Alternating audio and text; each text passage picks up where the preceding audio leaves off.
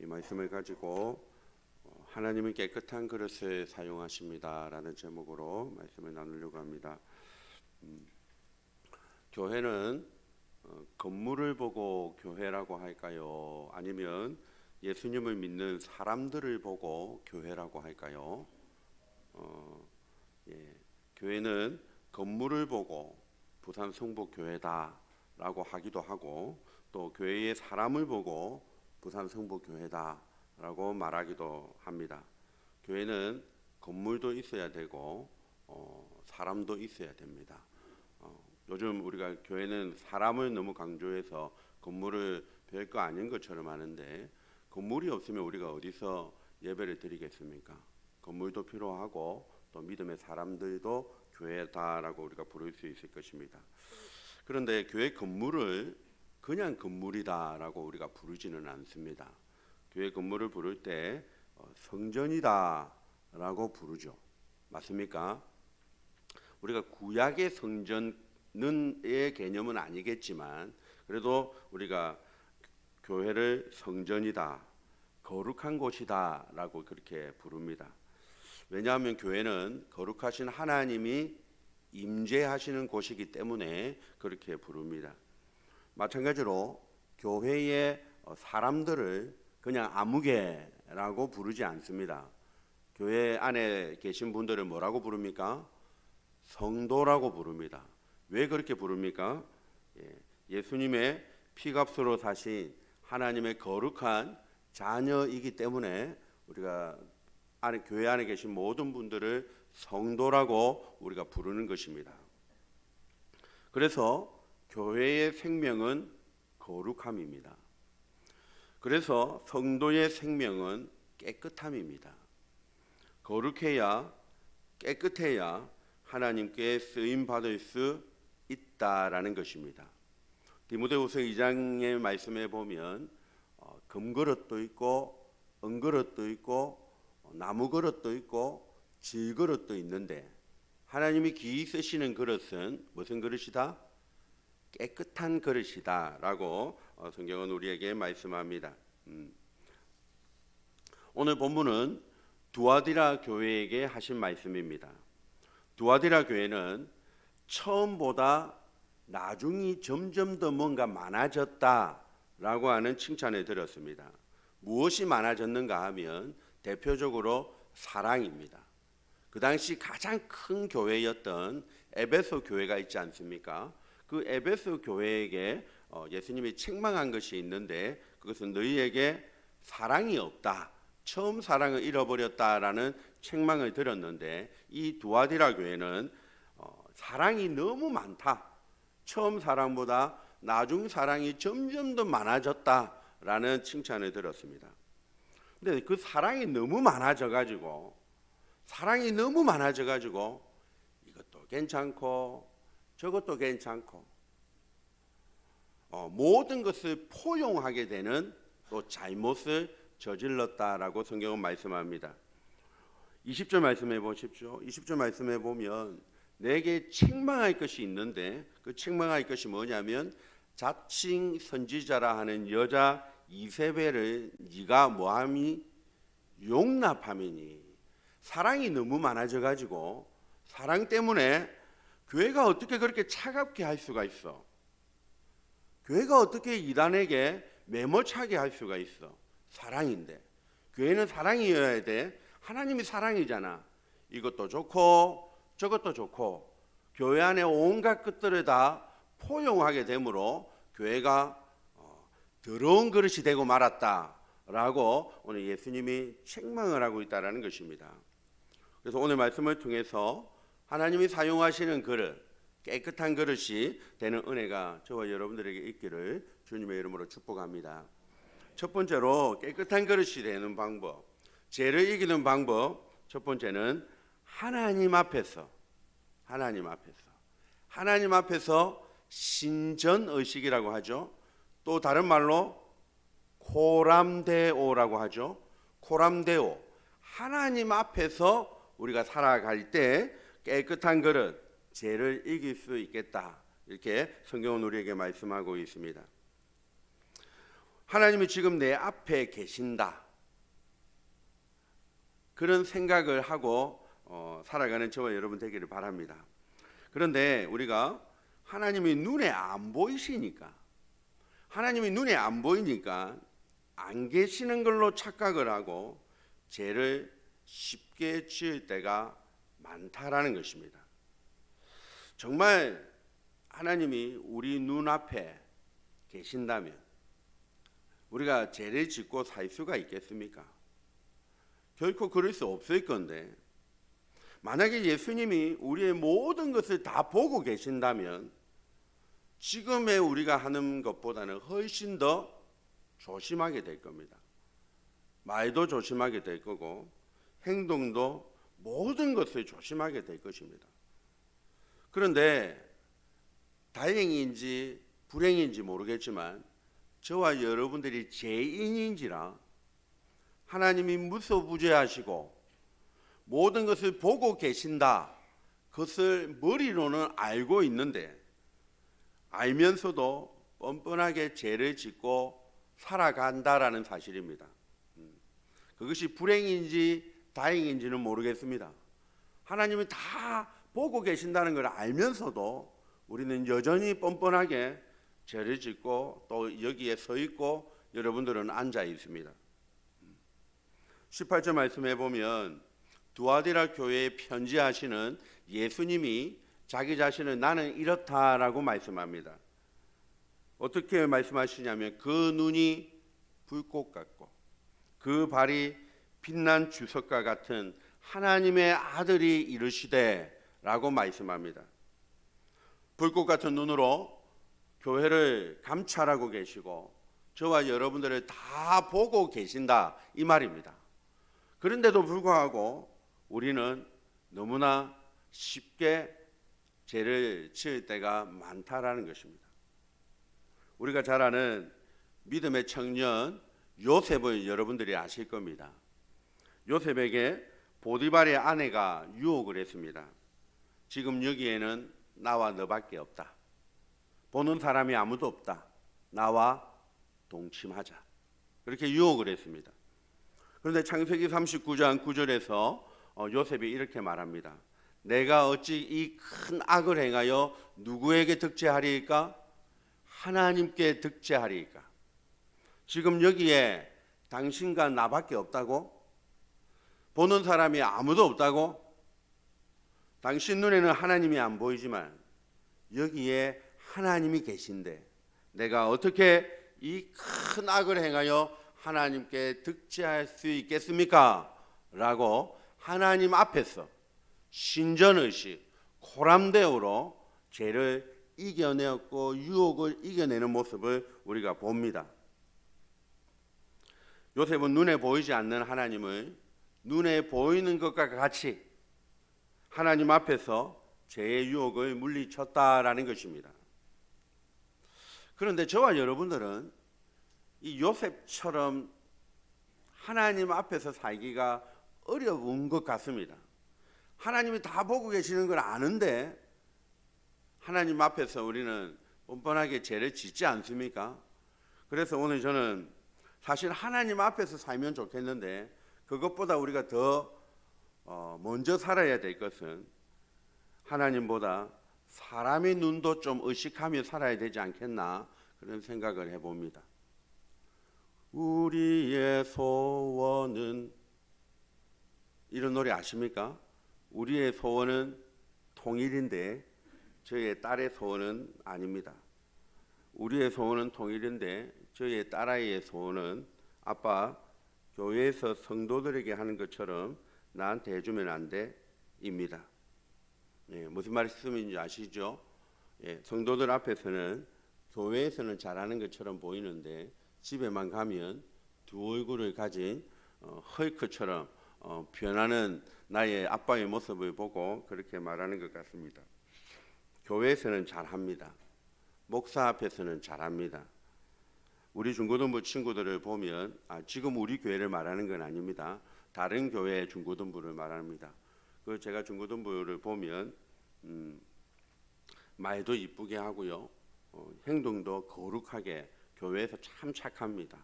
그런데 학교만 가면, 학원만 가면 욕이 아니면 말씀을 아니합니다. 처음부터 끝까지 욕으로 시작해서 욕으로 끝나고, 저 여학생은 욕을 안 하겠지 싶었는데 정말 상상외로 여학생들도 욕을 많이 한다는 사실을 제가 사역하면서 알게 되었습니다. 하나님 앞에서 우리가 살아야 되지만 사실 죄인인지라 그렇게 살지 못할 때가 많습니다. 그런데 우리가 사람 앞에서는 의외로 잘하더라고요. 사람 앞에서는 잘합니다. 제가 학교 다닐 때 학교 교실 제일 위에 천장에 이것이 붙여져 있었습니다. 여러분들도 아마 학교 다닐 때 이런 추억이 있을 텐데 거푼이라고 하는 것들이 학교 큰 액자로 만들어 가지고 붙여놓고 있었습니다. 그 거푼 중에 여러 가지가 있는데 제가 하나 소개를 해드리려고 합니다. 하나 볼까요? 네 성적에 잠이 오냐? 예, 이런 거푼도 있습니다. 이런 거푼도 있고 50분은 길지만 3년은 짧다. 뭐 이런 교훈도 거푼도 있고 또 이런 거푼도 있습니다. 오늘 흘린 침은 내일 흘릴 눈물이다. 뭐 이런 거푼도 있습니다. 그리고 포기는 배추를 셀 때 하는 말이다. 뭐 이런 거푼도 있고 그다음에 또 하나 좀 무서운 거푼이 있습니다. 뭐냐면 선생님이 지켜보고 있다. 이게 무섭습니다. 창밖에 선생님 뭐 이런 거 참 무섭습니다. 근데 가장 무서운 거푼은 이겁니다. 엄마가 보고 있다. 엄마가 보고 있다. 엄마가 보고 있답니다. 엄마가. 하나님이 보고 있다. 그런데 우리는 그렇게 못합니다. 우리가 죄를 이기는 방법은 하나님 앞에서 살 수 있다면 정말 좋겠는데 하나님이 무소부재하시고 불꽃 같은 눈으로 감찰하고 계시는데 우리가 어떻게 하나님 앞에서 이런 죄를 지을 수 있을까 싶은데 우리는 그렇게 죄를 짓습니다. 그래서 제가 오늘 한 가지 제안을 드립니다. 남편을 남편으로 보지 마시기 바랍니다. 남편을 담임 목사라 생각하십시오. 옆에 혹시 남편과 아내가 계시면 한번 인사하십시다. 담임 목사님 안녕하십니까? 이렇게 인사하십시오. 꼭 그렇게 하십시오. 남편을 담임 목사님으로 봐주시기를 바랍니다. 자, 그러면 아내를 아내로 보시 마시기 바랍니다. 뭐라고 보면 될까요? 아내를 교회 근사님이다 생각하십시오. 아내가 근사님이면 그냥 근사님 말고 교회 근사님이다라고 생각하십시오. 한번 불러보십시오. 근사님 안녕하십니까? 예. 오늘부터 집에 가셔서 호칭을 그렇게 부르십시오. 자녀를 자녀로 부르지 마십시오. 뭐라고 불러야 됩니까? 자녀를 성도다 생각하십시오. 그래서 참고 인내하시기를 바랍니다. 어느 집에 신방을 했더니 식탁 위에 이쁜 꽃이 하나 있었습니다. 그래서 이 이쁜 꽃이 왜 있나 이래 알아봤더니 자녀하고 대화가 안 될 때 꽃 보고 위로를 받습니다라고 하는 것이었습니다. 그래서 웃었던 적이 있습니다. 자녀를 성도다, 남편을 담임 목사다, 아내를 교회 근사님이다, 집사님이다. 그렇게 자기 머리로 자꾸 세뇌를 하시기 바랍니다. 세뇌를 아시겠습니까? 그러다 보면 하나님 앞에서는 못 살아도 우리가 확률은 그렇다고 매번 성공하지는 못하겠지만 그래도 성공률을 좀 높일 수 있지 않겠나 그런 생각을 한번 해봅니다. 아버지를 아버지라 부르지 못하고 형을 형으로 부르지 못하는 그런 홍길동 성도님들이 되시기를 주님의 이름으로 축복합니다. 예. 첫 번째는 그렇게 하나님 앞에서 신전의식, 코람데오 또 사람 앞에서 이렇게 하다 보면 죄를 점점 더 우리가 예전에 10가지 지었다면 또 한 가지씩이라도 줄여나갈 수 있지 않겠나 그런 생각을 해봅니다. 두 번째는 죄를 이기는 방법은 죄와 싸우는 것입니다. 싸워야 됩니다. 히브리서 12장 4절에 보면 죄를 싸워야 되는데 어느 때까지 싸우라고 말씀하고 있냐면 피 흘리기까지 싸우라라고 우리에게 말씀합니다. 죄를 이기기 위해서는 죄를 피하면 안 됩니다. 물론 이단들과는 또 피하는 방법도 있지만 죄를 이기기 위해서는 피 흘리기까지 싸워야 합니다. 죄를 짓지 않기 위하여 깨어 있어야 되고 거룩하게 살기 위하여 우리가 발부둥을 쳐야 된다라는 것입니다. 시편 1편에 보면 이런 말씀이 있죠. 복 있는 사람은 이라고 말을 하면서 악인들의 깨를 따르지 않아야 됩니다. 복 받기를 원하는데 자기의 걸음이 악인들의 깨를 따르고 죄인들의 길에 자꾸 서게 되고 오만한 자들을 자꾸 앉다 보면 복이 아니라 화를 저주를 받게 되는 것입니다. 우리는 죄와 싸워야 됩니다. 그래서 마틴 루터는 이런 말을 했습니다. 새가 머리 위로 지나가는 것은 어쩔 수가 없지만 머리에 앉아 뭘 틀면 안 된다? 둥지를 틀지 않도록 조심해야 된다라는 것입니다. 의식을 가지고 그렇게 깨어서 죄와 싸워야 된다라는 것을 말씀하고 있는 것입니다. 두아디라 교회는 사랑이 많은 교회였습니다. 그래서 제가 교회 안으로 들어올 때 괜찮아. 사람이 그럴 수도 있지. 사람이 어떻게 완벽해? 죄를 받아들이고 죄를 용납하고 죄와 타협하고 죄와 싸우지 않은 것입니다. 그래서 오늘 20절 말씀에 보면 이렇게 엄청난 이세벨이 누굽니까? 구약에서 가장 악한 여자입니다. 그 여자의 이름을 들면서 네가 그 여자를 교회에 용납함이니 라고 말씀하는 것입니다. 이 두아데라 지역은 이 상업과 공업이 발달된 도시였다고 합니다. 우리가 잘 아는 사도행전 16장에 보면 루디아라고 하는 여자가 나오지 않습니까? 루디아가 무슨 장사를 했습니까? 옷감 장사를 했습니다. 어디서? 두아디라 지역에서 옷감 장수를 했습니다. 그래서 두아디라는 옷감, 직물 산업, 그리고 철 병거를 만드는 대장간이 많았다고 합니다. 그래서 이 두아디라 지역은 상업과 무역이 발달된 도시입니다. 그래서 이 지역에서 사업을 하기 위해서는 길드라고 하는 협동조합에 가입을 해서 그 협동조합에 가입하지 않고서는 사업을 할 수 없는 아주 그런 특이한 협동조합 길드가 구성되어져 있는 도시가 이 두아디라 지역이었습니다. 그런데 단순하게 협동하기 위한 조합 정도가 아니라 이 협동조합에서 어떤 일이 일어났냐면 사업을 하기 위해서는 술도 좀 마셔야 돼. 사업을 하기 위해서는 돼지머리에 절도 좀 해야 돼. 사업을 하기 위해서는 사업을 하기 전에 신전에 가서 여사제와 동침을 해야 돼. 성행위를 해야 장사가 잘 돼. 그렇게 축복을 해줘 라고 하면서 적당히 타협도 할 줄 알아야 되고 거짓말도 좀 해야 사업을 할 수가 있고 교회에서 하는 것처럼은 안 돼. 교회에서처럼 하면 사업 망해 라고 하면서 좀 사람이 좀 융통성이 있어야지. 왜 이렇게 꽉 막혔어 라고 하면서 하나 둘 사랑이 많다 보니 이것도 괜찮고 저것도 괜찮고 죄를 하나 둘 교회 안으로 용납하고 타협하고 융통성이라는 이름으로 자꾸 받아들이게 되어서 교회가 그렇게 되어져 버렸다라는 것입니다. 주일학교에서 선생님이 학생들에게 주일에 가게에서 과자 사 먹으면 안 돼라고 가르쳤습니다.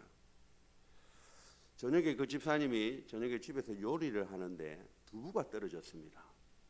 두부가 필요해서 슈퍼마켓에 두부를 사러 갔는데 아니나 다를까 그 아이가 그 자리에 있는 겁니다. 그래서 그 집사님이 선생님이 그 학생에게 이렇게 말을 했습니다. 두부는 괜찮아. 두부는 괜찮습니다. 그렇게 하나 둘 우리가 용납하게 되는 그런 모습들을 우리 가운데 본다라는 것입니다. 하나님은 거룩하신 분이기 때문에 여러분 죄를 싫어하십니다. 성도가 죄 짓는 것을 가슴 아파하십니다. 그리고 저와 여러분들이 죄를 지어봐서 아는데 죄를 지어보면 뭐가 불편합니까?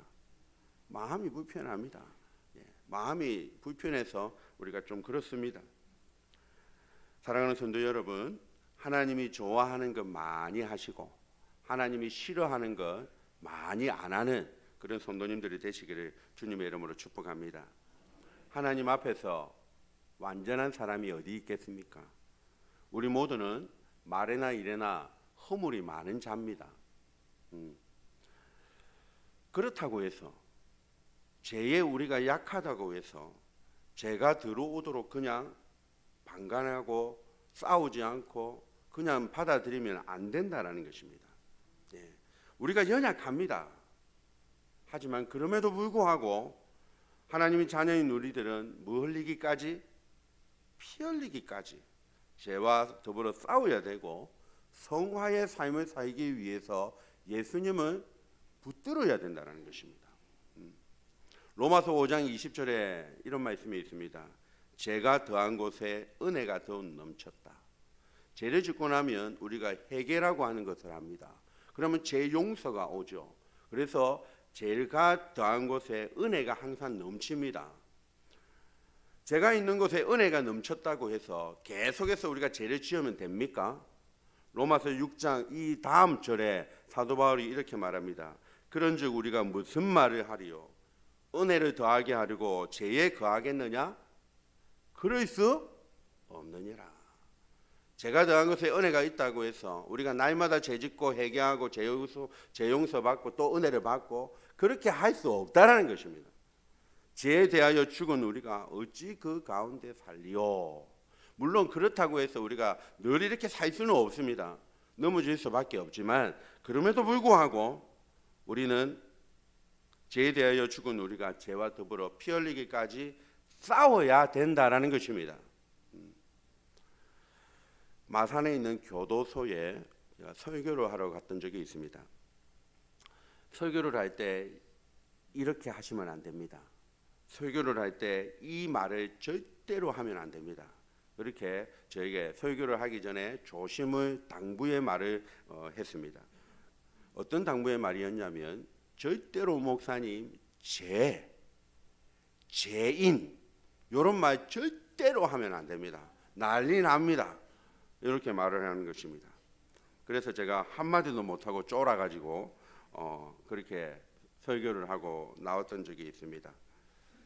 그래서 그분이 교도관이 저보고 이렇게 말했습니다. 죄인, 죄 이런 말 쓰지 마시고 그냥 너희는 담 안에 있고 우리는 담 밖에 있는 사람이다. 이렇게 담 안과 담 밖으로 구분해 주시면 좋겠습니다. 그래서 그 교회 이름이 담안교회입니다. 담안교회라고 부르더라고요. 담안교회. 그래서 담 안에 있으신 분들은 그냥 단순히 죄가 들킨 것이고 담 밖에 있는 우리는 죄가 안 들켜서 여기 있을 뿐이지 똑같다. 그래서 죄인 이런 말 하지 마세요 라고 하는 기억이 납니다. 그래서 제가 생각을 했습니다. 죄인이라고 하면 안 됩니까? 우리 죄인 아닙니까? 제가 죄인이야 라고 말을 이렇게까지 하고 싶었는데 겁이 나가지고 말은 못하고 지금 이렇게 말을 합니다만은 사실 우리는 죄인입니다. 죄라고 말을 해야 됩니다. 죄를 지으면 지옥에 가는 것입니다. 예수님 믿는 순간 저와 여러분들이 바로 천국에 가면 얼마나 좋겠습니까? 예수님 믿는 순간 바로 천국에 가면 죄도 짓지 않고 얼마나 좋겠습니까? 그런데 예수님 믿는다고 저와 여러분들이 바로 천국에 가지 않습니다. 이 땅에서 남아서 나그네 인생길을 살아가야 됩니다. 나그네 인생길을 살다 보면 넘어지고 자빠지고 실수하고 죄 짓고 살아갑니다. 육신으로 우리는 살 수가 없습니다. 죄를 이길 수 있는 힘을 우리 안에서 얻을 수가 없습니다. 죽으면 바로 예수님 믿고 천국 가면 좋은데 그렇지 않다는 것입니다. 그런데 우리의 힘으로는 안 되고, 그래서 로마서 8장 2절 말씀에 보면 예수님의 힘으로 그리스도 예수 안에 있는 생명의 성령의 법이로 우리가 아니면 살아갈 수가 없다라는 것입니다. 우리가 계속해서 육신의 소욕을 쫓아가면 죄를 짓는 것이고, 성령의 소욕을 계속 쫓아가다 보면 우리가 옳은 길로 가게 되어 있다라는 것입니다. 사랑하는 성도 여러분, 하나님은 죄를 싫어하십니다. 피 흘리기까지 싸워 이기기를 결단하는 그런 저와 여러분 되기를 바랍니다. 생명과 성령의 법을 의지하여 선포하시기를 바랍니다. 나사렛 예수의 이름으로 명하노니 내가 약한 부위, 내가 넘어지게 하는 것들아 떠나가라. 죄를 작게 여기고 죄에 대하여 무감각하고 융통성이라는 이름으로, 사랑이라는 이름으로 내가 죄를 받아들이지 않도록 깨어서 죄를 대적하고 하나님이 사용하시는 깨끗한 그릇으로 세움받는 그런 저와 여러분 되시기를 주님의 이름으로 축복합니다. 끝으로 하나는, 죄를 이기는 방법은 심판이 있다라고 하는 것을 우리가 의식하며 사는 것입니다.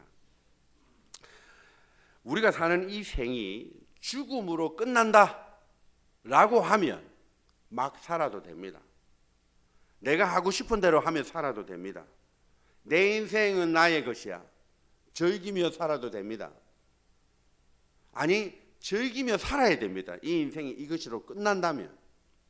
하지만 이 생으로 끝이 아니다라는 것을 저와 여러분들은 아시죠? 죽음 이후에 뭐가 있습니까?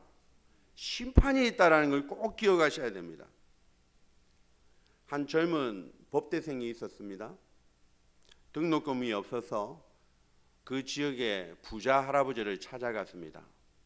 할아버지, 제가 등록금을 빌려주시면 나중에 공부해서 변호사가 되어서 갚도록 하겠습니다. 그 부자 할아버지가 내가 돈을 빌려줄 텐데 내가 묻는 말에 대답을 한번 해봐라 라 했습니다.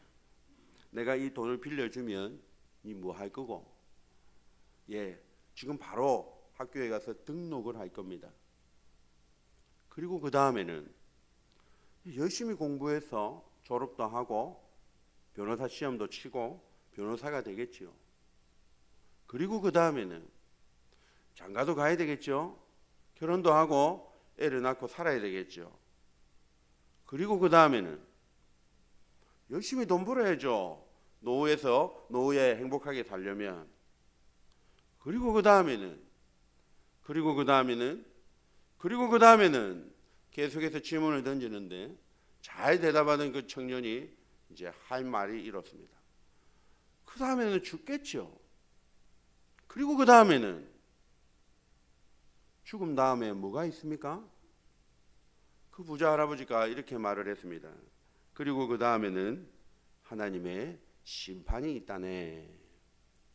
그래서 그 젊은 청년이 법대에 등록을 하지 않고 신학교에 등록을 해서 목사가 되었다라고 하는 그런 이야기가 있습니다.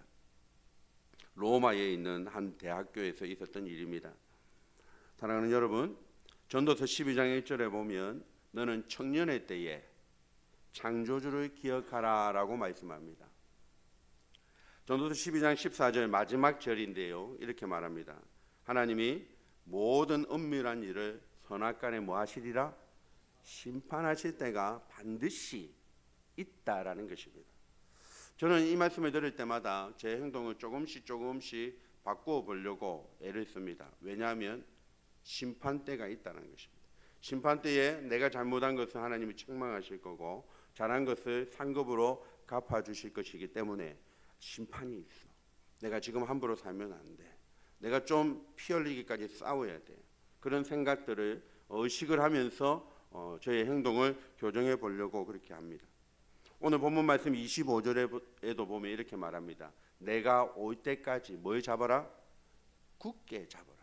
내가 올 때가 있다라는 것입니다. 이 세상이 끝이 아니고 주님이 다시 오실 때가 있다라는 것입니다. 그래서 나를 붙잡아라. 26절에 보십시오. 26절에 보면 이기는 자와 끝까지 내 일을 지키는 그에게는 만국을 다스리는 권세를 내가 그때 주겠다. 이기고 나를 붙잡고 그렇게 심판이 있음을 붙잡고 살면은 내가 마지막에 다 갚아주겠다라는 것입니다. 계산할 때가 있다라는 겁니다. 착하고 충성된 종이야 불러주실 때가 있다라는 것입니다. 심판이 있다라는 것, 그것으로 우리의 죄를 이기는 동기와 이유가 되시는 또 그런 저와 여러분 되기를 바랍니다. 지금 여러분들의 형편이 좀 힘드십니까? 좀 외로우십니까? 여러분들이 지고 있는 짐이 좀 많이 무거우십니까? 우리 예수님이 곧 오실 겁니다. 곧 오실 겁니다. 조금 더 참으시고 조금 더 인내하시고 조금 더 절제하시고 그날의 상급을 바라보면서 우리의 부족한 것들, 죄된 것들을 끊어버리고 깨끗한 그릇으로 세워지기를 주님의 이름으로 축복합니다. 복음을 전할 때 한 할머니가 저에게 하셨던 말씀입니다. 천국에 관하여 제가 말씀을 쭉 이렇게 하다 보니까 할머니가 저에게 이렇게 말했습니다. 니 가봤나? 니 가봤나? 라는 것입니다. 그래서 제가 그랬습니다. 안 가봤습니다. 안 가봤지만 안 가봐도 압니다. 그리고 안 가봤지만 나중에 가서 알면은 늦습니다. 나중에 죽고 나서 지옥에 가면 어쩔 겁니까? 나중에 가면 이미 늦습니다. 안 가보고 아는 게 지혜지 않겠습니까? 할머니 천국이 있습니다 라고 하면서 전도했던 적이 있습니다. 우리는 안 가봐도 압니다. 뭐가 있다는 것을, 심판이 있다는 것을, 마지막에 하나님이 우리의 것을 갚아주실 그날이 있다는 것을 우리는 압니다. 하나님이 계신 것과 자기를 찾는 자들에게 상 주시는 이심이 있다는 걸 우리는 안 가봐도 압니다. 우리에게는 이 생이 다가 아니라 저 생이 있다라는 걸 안 가봐도 압니다. 오늘 23절 말씀해 보십시오. 23절에 보면 어마무시한 말이 있습니다. 같이 한번 읽겠습니다. 시작. 정말 무서운 말입니다. 우리가 한 대로 갚아주신다는 것입니다. 근데 정말 다행스러운 것은 저 말에는 숨은 의도가 있습니다. 우리가 한 대로 갚아준다라는 의미도 있지만 우리가 한 대로 심판하면 우리가 어디로 가겠습니까? 지옥에 가겠죠. 그런데 저 말 숨은 밑에는 뭐가 포함되어 있냐면 우리의 행위대로만 보는 것이 아니라 예수님의 행위를 보시고 우리의 행위를 좋게 봐주신다는 것입니다. 창세기 15장 6절에 보면 이런 말씀이 있습니다. 하나님이 아브라함을 의로 여기시니 라는 말이 있습니다. 아브라함은 창세기 15장에 의롭지 않습니다. 자기 아내를 아내 아니라고 거짓말하고 막 그렇게 살았습니다. 그런데 그럼에도 불구하고 하나님은 아브라함을 보고 의로 여겨주셨다고 했습니다. 아브라함이 의로워서가 아니라 하나님이 의로우시기 때문입니다. 예수님이 의로우시기 때문에 우리를 위하여 흘려주신 그 십자가의 의로움 때문에 우리를 우리의 행위대로 저 밑에 예수님의 행위대로 우리를 구원하시고 우리를 의롭다고, 그래서 예수님 안 믿는 사람은 행한 대로 다 갚아 지옥에 보내지만 저와 여러분들은 부활의 상급으로 천국의 상급으로 갚아 주실 줄로 믿습니다. 제가 오늘도 찬양을 한 곡 골라왔습니다. 그래서 함께 불렀으면 좋겠는데 1절만 한번 불러보겠습니다. 저는 이 찬양을 개인적으로 참 좋아하는데 천국이 있습니다. 심판이 있습니다. 이 모든 것으로 우리가 이겨냈으면 좋겠어요. 죄 많은 이 세상은 내 집안이네, 내 모든 보화는 저 하늘에 있네, 저 천국 문을 열고 나를 부르네, 나는 이 세상에 정들 수 없도다, 오 주님 같은 친구 없도다, 저 천국 없으면 난 어떻게 하나. 저 천국 문을 열고 나를 부르네. 나는 이 세상에 정들 수. 한 번 더 찬양합시다. 죄 많은 이 세상은 내 집안이네. 내 모든 보안은 저 하늘에 있네. 저 천국 문을 열고 나를 부르네. 나는 이 세상에 정들 수 없도다. 오 주님 같은 친구 없도다. 저 천국 없으면 난 어떻게 하나. 저 천국 문을 열고 나는 부르네. 나는 이 세상에 정들 수 없도다. 할렐루야. 말씀을 맺겠습니다. 하나님이 사용하시는 그릇은 깨끗한 그릇입니다. 죄를 이기는 방법은 하나님 앞에서 사는 것입니다. 고람되어 신전의식. 정말 그렇게 살고 싶은데 참 우리가 죄인인지라 그렇게 살지를 못합니다. 그래서 제가 오늘 제안을 드렸습니다. 홍길동 성도님들이 되시기를 주님의 이름으로 축복합니다. 남편을 무엇으로? 아내를 무엇으로? 자녀를 무엇으로? 그렇게 하다 보면 조금씩 타율이 높아지지 않겠습니까? 그런 성도님들이 되시기를 바랍니다. 괜찮아. 원래 우리 인간은 그래. 죄와 타협하고 사랑이 많아서 사랑으로 모든 것을 용납하고, 그것이 아니라 죄와 피 흘리기까지 싸워보려고 우리가 발부둥 쳐보는 것입니다. 그리고 천국이 있고 심판이 있고 상급이 있고 천국이 있다라는 걸 우리가 바라보면서 이 나그네 인생에 좀 힘들어도 좀 참고 인내하고 절제하며 살아보는 것입니다. 왜냐하면 우리를 부르신 하나님께서 부르심의 소망을 따라가는 우리들에게 부르신 상급을 갚아주실 것임을 우리는 믿기 때문입니다. 안 가봐도 알기 때문입니다. 말씀에 그렇게 기록되어져 있습니다. 그래서 하나님이 기이 서시는 우리 성북교회 모든 성도님들이 되시기를 주님의 이름으로 축복합니다. 우리 이 시간에 반주에 맞춰서 우리 하나님 앞에 한번 이렇게 기도하십시다. 기도할 때에 하나님, 참 말이나 일이나 허물이 많은 자들입니다. 하나님, 우리가 죄에 약한 자들입니다. 유혹에 약한 자들입니다. 하나님이 사용하시는 그릇은 금그릇도 은그릇도 아니라 깨끗한 그릇이라 하셨습니다. 하나님, 제가 죄를 이길 수 있도록 하나님 앞에서 사람 앞에서 잘 살아가게 하시고 죄와 피 흘리기까지 싸우고, 하나님 심판이 있음을 안 가봤지만 우리가 말씀으로 알고 그래서 깨끗한 그릇으로 변화되어 주도록 은혜를 베풀어 주시옵소서. 주여 은혜를 주옵소서. 함께 한번 기도하겠습니다. 주여 은혜를 주옵소서. 살아계신 하나님 아버지, 우리는 너무나 많이 약합니다. 그래서 하나님 앞에서 산다고 하지만 하나님이 보신다는 걸 알면서도 참으로 강팍하게 행동할 때가 많습니다. 그래서 하나님, 우리가 남편을, 아내를, 자녀를 그렇게 한번 생각하면서 죄를 이겨보려고 발부둥을 칩니다.